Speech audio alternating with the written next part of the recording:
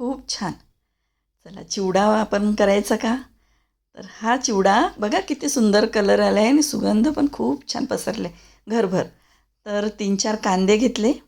आपण अर्धा ते पाऊण किलोचा जवळपास चिवडा तयार करत आहोत. त्यासाठी लागतात आहे 3-4 कांदे. चिवड्याला कांदे कमी जास्त काही हरकत नाही. आपण काही घरच्यासाठी चिवडा बनवत आहो आणि छान 1 कांदा जास्त असला काय कमी असला काय छान पातळ असे काप करून घ्यायचे.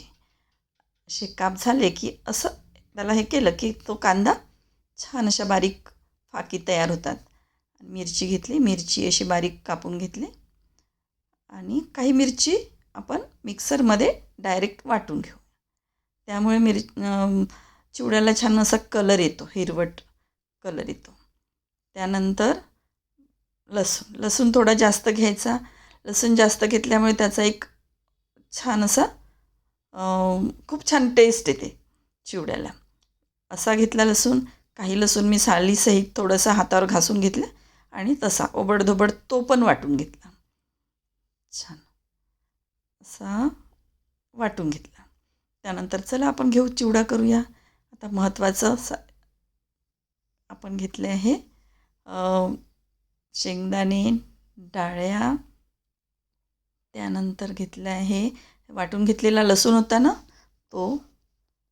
दोन्ही प्रकारचा लसूण घेऊन घेऊ सोबत.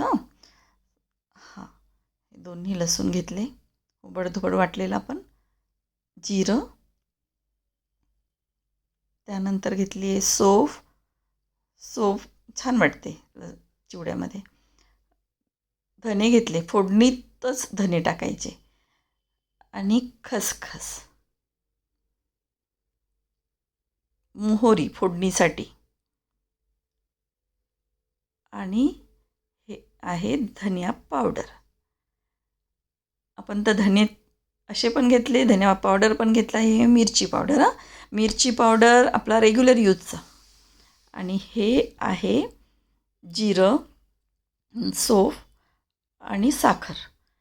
हे सगळं थोडं थोडं सगळं वाटून छान बारीक वाटून घेतलं आणि हे सगळ्यात शेवटी टाकणार आहोत आपण चिवड्यामध्ये, कारण साखर पण आहे त्यामध्ये. लिंबू कापून घेतलं मी. 1.5 लिंबू घेतलं आहे तेवढ्या याच्यासाठी, पण मी बघू आपण. आणि महत्त्वाचं साहित्य म्हणजे पोहा. चला आपण पोह्यांचा चिवडा बनवूया आता. ठीक आहे. चला लावा कढई. त्यामध्ये मी 2 स्लॉटमध्ये पोहे भाजून घेतले, कारण कढई छोटी पडते. एवढं सगळं मोठं याच्यामध्ये भाजत नाही आहे मी, छोट्या कढईमध्येच करत आहे. हे महत्त्वाची टीप म्हणजे इथे टाकले आहे मी मीठ. याच्यामुळे पोहा तुटत नाही आणि छान क्रंची होतो. बघा असा चुरा होतो. असं दाबल्यानंतर चुरा होतो, फिरवताना त्याचा चुरा होत नाही आपण मीठ टाकल्यामुळे. आणि आता मध्यम आचेवरच मी पूर्ण पोहे भाजून घेतले आणि आता पूर्ण पोहे कढईमध्ये ओतून घेतले. तेल घेतलं. पूर्ण जेवढं साहित्य आहे ना तेवढ्या साहित्याला जे सफिशियंट होईल तेवढं मी तेल घेतलं. थोडं जास्त घ्यायला पाहिजे मी तेल, पण मी कमीच घेतलं. कमी झालं तर चालतं, पण जास्त झालं ना की मग ते तेलकट होतो चिवडा, तर होऊन जातं. कमी झालं तर आपल्याला तेल नंतर वाढवता येतं. कमी झालं तर मग ते मुरमुरे वगैरे टाका. पहा मी साहित्य टाकताना कसं टाकते, ज्याच्यामध्ये मॉइश्चर जास्त आहे ते साहित्य मी पहिले टाकते. मिरची टाकून घेतली. त्यानंतर कांदे लगेचच थोडेसे, मिरची पहा अशी झाली की मग आपण टाकू कांदे. कांदे टाकले. कांद्याला छान तेल असं म्हणजे पाणी पूर्ण आटतपर्यंत कांद्याचं. पहा पूर्ण पाणी आटल्याशिवाय टाकायचं नाही बाकी, कारण मग आपल्याला शेंगदाणे पण शिजवायचे आहे, सगळं त्यामध्ये मिक्स करायचं आहे. आपण असं वेगवेगळं भाजून घेत नाही आहो, तर त्यातच भाजतो बरोबर. त्या पदार्थाच्या मॉइश्चरप्रमाणे टाकते. मोहरी राहून गेली होती माझी. मोहरी मी आत्ता टाकली आहे. आणि जिरं, सौंफ टाकून घेतलं. त्यानंतर शेंगदाणे टाकू. शेंगदाणे पण त्याचा कच्चापणा गेला पाहिजे, त्यासाठी आपण शेंगदाणे टाकले. गोड निंब, छान. आता फुल आचेवरच सगळं चालू ठेवायचं.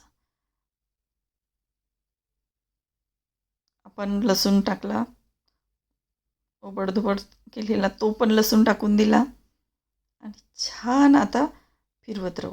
असं फिरवल्यामुळे काय होतं, पूर्ण ते त्याच्या गाठी असतात ना, लसणाचं सगळं ते टाकलं, ओलं ओलं सगळंच साहित्य होतं त्याच्यामुळे.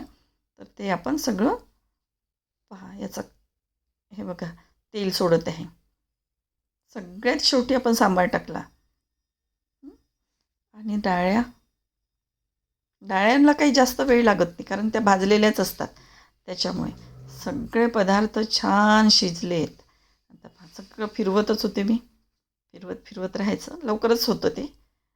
आणि पहिले मीठ टाकलं होतं आपण, त्यामुळे अंदाजाने थोडं पुन्हा मीठ टाकून घ्यायचं. मिरची पावडर टाकायचा अंदाजाने. अंदाजे तुम्ही किती तिखट खाता त्या अंदाजाने मिरची पावडर टाकायचं. अंदाज म्हणजे तिकडे बघायचं पोह्यांकडे आणि मग इकडे टाकायचं.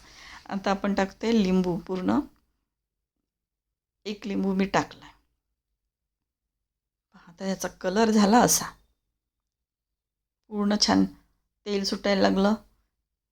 आता हे सगळं टाकून घेऊ आपल्या पोह्यांवर, है ना. पोह्यांवर टाकलं की सगळं ते फिरवून घेऊ.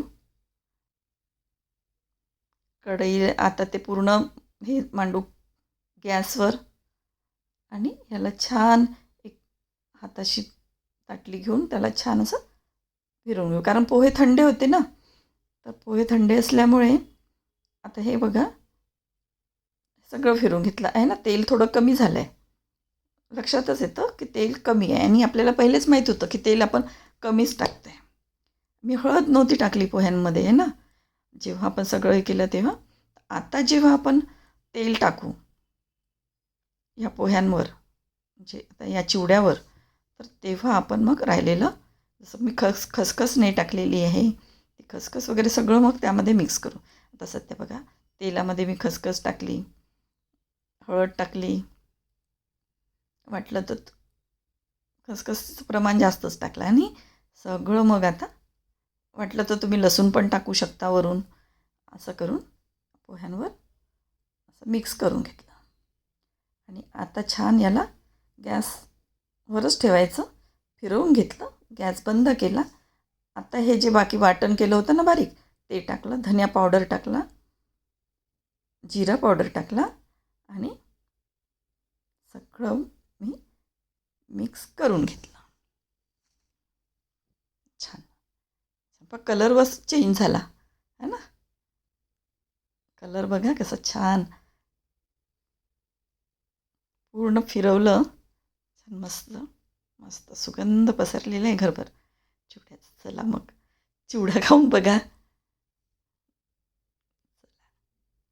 है ना. खरंच छान झाला आहे चिवडा, मस्त. चला लवकर लवकर सबस्क्राईब करा, लाईक करा, शेअर करा.